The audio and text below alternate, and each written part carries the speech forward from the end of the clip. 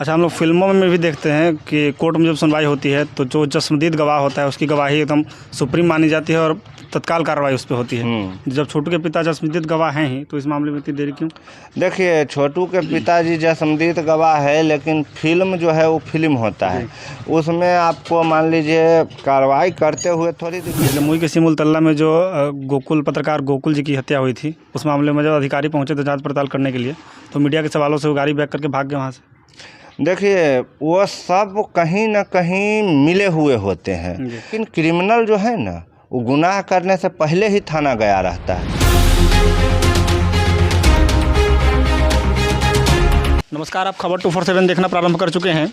आरती और छोटू मामला अब अंतिम कगार पर है, ख़त्म होने के फिराक में है। आज का क्या अपडेट है? देखिए, आज का अपडेट कुछ विशेष नहीं है, लेकिन आप जो कह रहे हैं कि अंतिम पड़ाव पर है, ख़त्म होने वाला, ये सब बात अभी नहीं है। अभी तो शुरू नहीं हुआ है तो ख़त्म कहाँ हो जाएगा? 2 महीना होने वाला है। 2 महीना घटना को न हो गया है। अब मामला तो जब कोर्ट में जब जांच पड़ताल होता है, रिपोर्ट जाता है, चार्जशीट जाता है, तो अब न शुरू होता है कि अभी मामला शुरू हो गया। मामला अभी ढंग से शुरू नहीं हुआ है। मामला अभी जो है, घटना की जानकारी आप लोग को मिली है 1.5 महीना करीब पहले, और तब से आप लोग इसको चला रहे हैं, लोग को दिखा रहे हैं कि कहाँ वहाँ पर क्या क्या हो रहा है, क्या क्या बदल रहा है। तो जिस तरह इस घटना में ना रोज़ रोज़ इस घटना में आदमियों का बयान जिस तरह बदल रहा है, उसी तरह इस घटना का अपडेट भी बदल रहा है। तो मान के चलिए अभी 4-5 दिन से जो है, करीब 5-6 दिन से प्रशासन इस मामले में छोटू या आरती के गांव कुछ जान पहचान करने, बातचीत करने नहीं गई है, और लोगों के द्वारा आरोप में भारी बदलाव आ गया है। पहले मर्डर के सस्पेक्ट 5-6 आदमी थे, अब 12-13 आदमी हो चुके हैं। तो उधर से जो प्रशासन है उसके द्वारा इस बारे में जब जानकारी लेने की कोशिश की जाती है आजकल आरती से, तो मैंने आपको जैसा 2-3 दिन पहले बताया था, आरती अब प्रशासन और मीडिया दोनों के सामने नहीं आना चाह रही है या उसे नहीं लाया जा रहा है।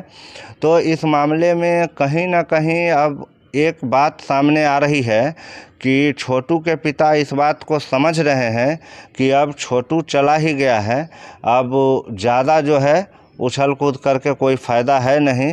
तो सब स्थिरता जैसा मूवमेंट है। जैसे आपने पूछा आज का अपडेट क्या है, तो आज का अपडेट जैसे मैं 2-3 दिन से देख रहा हूँ, वहाँ पर कोई हरकत नहीं है।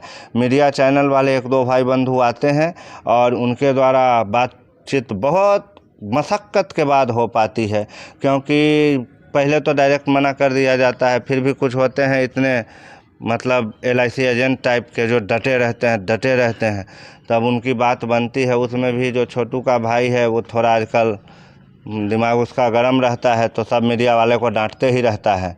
वो छोटू के पिताजी आते हैं तो फिर बयाने में उल्टा पलटी हो जाता है। अब वो तो लिख के रखते नहीं हैं कि मैंने इस चैनल वाले को क्या कहा, उस चैनल वाले को क्या कहा। अब वो दूसरा चैनल वाला आता है, दूसरे तरह का सवाल पूछ देता है, तीसरे तरह का बयान आ जाता है। ये क्या है, आजकल यूट्यूब पर मीडिया सब पूरा हावी हो गया है, तुरंत तो बयान सर्कुलेट हो जाता है, प्रशासन भी देखता है, वहाँ के लोग भी देखते हैं, फिर सब आपस में गॉसिप करने लगते हैं। और ये तो उस दिन कहा था 4 आदमी है, आज कह रहा है 12 आदमी है, मामला में कुछ गड़बड़ी है। सब अपना फिर वही मामला को जीने लगता है। तो इसी तरह का अपडेट है, अभी कुछ खास विशेष नया नहीं आया। अच्छा, आपने कहा था कि आरती छोटू मामले में पहली सुनवाई हुई थी कोर्ट में, तो क्या क्या हुआ था? उसके बाद आपने अगली सुनवाई के बारे में कुछ बताया नहीं अभी तक। देखिए, अगली सुनवाई पहली बैठी थी कमेटी, और उसमें उन्होंने तय किया था, सस्पेक्ट की श्रेणी में आरती को भी रखा था, और उनसे भी पूछताछ करने के लिए टीम को भेजी गई थी, लेकिन वहाँ पर उनसे बात नहीं हो पाई थी। और उसके बाद प्रशासन के द्वारा जो है कोर्ट को बता दिया गया था कि हमें वहाँ पर कार्रवाई करने की इजाज़त नहीं मिल रही, आपके तरफ से आदेश मिलेगा तभी हम जाएंगे और जो रिमांड का कार्रवाई है वो करेंगे। लेकिन फिर मामला में जो मुजरिम का संख्या बढ़ा दिया गया है, जस्मदीद होने के बाद छोटू के पिताजी ने इस तरह बयान को बदला है, तो कोर्ट का आदेश पहले आ रहा है प्रशासन को कि आप जो भी इस मामले में आपके प्राइम सस्पेक्ट हैं उनको पहले गिरफ्तार कीजिए, और चार्जशीट दाखिल तो आप कर ही चुके हैं, इसके साक्ष्य प्रस्तुत कीजिए। और उसके बाद जो है ना, लगभग 10-11 तारीख के बाद से कोर्ट में मोटा मोटी छुट्टी का ही दौर चल रहा है, वो 12 तारीख को रक्षाबंधन था, फिर 13 को कुछ शनिवार था, 14 को रविवार था, 15 को 15 अगस्त था और 16-17 कुछ कारोबार हुआ है, लेकिन बहुत हल्का मामला में। फिर आज जन्माष्टमी का वैकेशन है, तो इस तरह अभी कारोबार जो है त्योहारों के जो दौर चल रहा है पिछले लगभग 8-10 दिन से, इसमें कारोबार सब बंद है, कुछ नया अपडेट वहाँ से आ नहीं रहा है। और वही एक आध चैनल वाले जा कर के जो छोटू के पिताजी का वगैरह इंटरव्यू लेते हैं या आरती के भाभी का, और क्योंकि आरती के घर पर जो माँ है और दादी है उनका इंटरव्यू लेना आजकल थोड़ा जो है वो डेंजर जोन का काम है, ख़तरनाक तरीके, क्योंकि वो सब मीडिया वाले पे कुछ अलग तरह से खींच आ गए हैं, पिता गए हैं एकदम से। तो अभी कुछ विशेष नया नहीं है, यही सब जो है वो चल रहा है। अब जन्माष्टमी के छुट्टी के बाद 2-3 दिन के बाद जब पूर्ण कार्रवाई अदालत में चालू होगी तो निश्चित ही इस मामले पर कुछ आगे निर्णय लिया जाएगा। अच्छा, हम लोग फिल्मों में भी देखते हैं कि कोर्ट में जब सुनवाई होती है तो जो चश्मदीद गवाह होता है उसकी गवाही एकदम सुप्रीम मानी जाती है और तत्काल कार्रवाई उस पर होती है। जब छोटू के पिता चश्मदीद गवाह हैं ही, तो इस मामले में इतनी देरी क्यों? देखिए, छोटू के पिताजी चश्मदीद गवाह है, लेकिन फिल्म जो है वो फिल्म होता है, उसमें आपको मान लीजिए कार्रवाई करते हुए थोड़ी दिखाता है, उसमें तारीख बदल के दिखा देता है। जैसे 6 अप्रैल को घटना हुआ तो 6 अप्रैल का घटना दिखाया, अगले पल दिखाएगा 27 अप्रैल कोर्ट में। तो बीच का जो 20-22 दिन का समय है उसमें जो जांच पड़ताल होता है वो तो आपको नहीं दिखाया। तो और रियल लाइफ में तो आपको वो भी देखना पड़ेगा, क्योंकि ये एक बार ये तो है नहीं जो आप थोड़ा रिवाइंड मार लेंगे चाहे फॉरवर्ड कर लेंगे, ये तो अपने प्रक्रिया से ही चलेगा। तो फिल्म का तुलना यहाँ पर करना थोड़ा जल्दीबाजी होगा। और चश्मदीद गवाह जो हैं वो भी अपना बयान बार बार बदल रहे हैं, तो इससे भी थोड़ा कठिनाइयाँ यहाँ पर उत्पन्न हो जाता है। और कार्रवाई होगी ही, त्वरित कार्रवाई होगी तो भी कम से कम 5-6 साल तो लग ही जाएंगे। अच्छा, जमुई के सिमुल तल्ला में जो पत्रकार गोकुल जी की हत्या हुई थी, उस मामले में जब अधिकारी पहुंचे थे जांच पड़ताल करने के लिए, तो मीडिया के सवालों से वो गाड़ी बैक करके भाग गए वहाँ से। देखिए, वो सब कहीं ना कहीं मिले हुए होते हैं।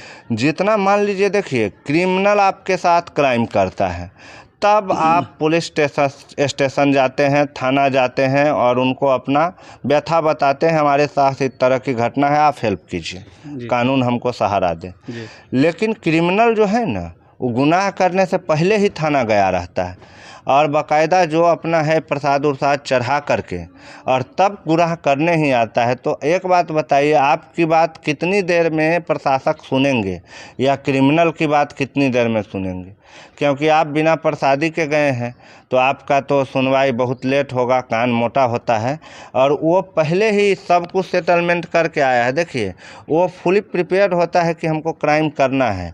आप जरा भी तैयार नहीं होते हैं कि हमारे साथ क्राइम होने वाला है। अगर आपके साथ होने वाला है क्राइम और आपको पता हो तो आपके साथ जल्दी कार्रवाई होगी। लेकिन वहाँ जैसे है तो प्रशासन गई, वहाँ से मीडिया के अजीब-गरीब सवाल आने लगते हैं, तो वो जो है वो लोग भी सोचते हैं कि अगर इसके चक्कर में हम पड़ गए, कहीं कुछ इधर उधर का बात मुंह से निकल गया तो वो तो जो किया सो किया, मरा सो मरा, नौकरी हमारा भी चला जाएगा। तो इससे बचने के लिए सब जो है सो मीडिया के सामने बयानबाजी नहीं कर सकता है। और जो मजे हुए खिलाड़ी होते हैं, जिनको सारा जानकारी होता है, बड़े लेवल के अधिकारी होते हैं, वही मीडिया का सामना कर सकती है। और बाकी जो है सब जगह पर जो आरक्षण से बहाली हुआ है ना, तो आरक्षण वाला बहाली में काबिलियत तो परखा नहीं गया, तो कुछ जो है कमज़ोर व्यक्तित्व के या कम ज्ञान वाले लोगों की बहाली हुई है कई जगह पर।